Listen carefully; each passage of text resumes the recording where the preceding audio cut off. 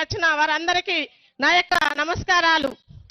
గత 10-15 సంవత్సరాల నుంచి ఎంఆర్ఓ ఆఫీసులో, కలెక్టర్ ఆఫీసులో నేను ప్రతి వీడియో కాన్ఫరెన్స్ లో కూడా మాట్లాడడం జరిగింది. ప్రతి మండే గ్రీనెన్స్ మీటింగ్ కూడా పోవడం జరిగింది.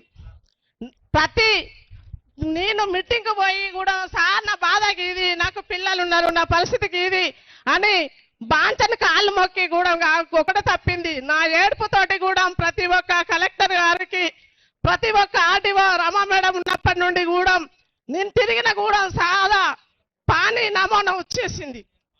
ఎంఆర్ఓ ఆఫీసులో పడినా, కలెక్టర్ ఆఫీసులో పడినా తిరిగి హాస్టల్కి వచ్చింది. ధరణి ఉన్నది. అప్పుడు సాదా పని ఎందుకు ఇచ్చింది సార్, నాకు పట్టగంది.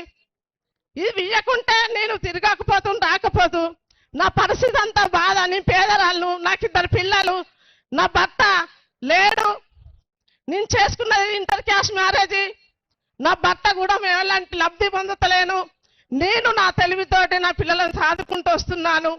నా బాధ నన్ను అలకరించి నాకు పట్ట చేయండి సార్ అని నా పరిస్థితి అంతా కూడా నోటితోటి కాకుండా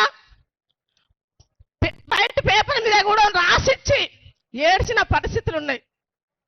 సార్ నాకు ఇదొక్కటి చేయండి సార్, నా పిల్లలకు ఆధారం ఉంటుంది, నాకు ఆధారం ఉంటుంది అని బతిమలాడి ప్రతి వీడియో కాన్ఫరెన్స్ లో కంపల్సరీగా ఉన్నా. ఎంఆర్ ఆఫీస్కి వస్తే కలెక్టర్ ఆఫీస్కి పొమ్మంటారు, కలెక్టర్ ఆఫీస్కి వస్తే ఎంఆర్ ఆఫీస్కి పొమ్మంటారు. ఏడిపోయినా నాకు దారి దొరకడం లేదు.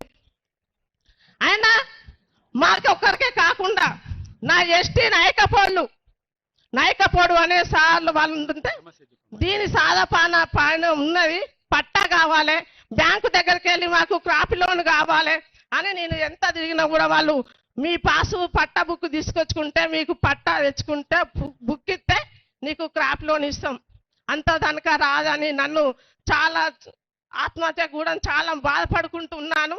పిల్లలకు కూడా ఎలాంటి సౌకర్యం అందలే, నాకు అందలేదు.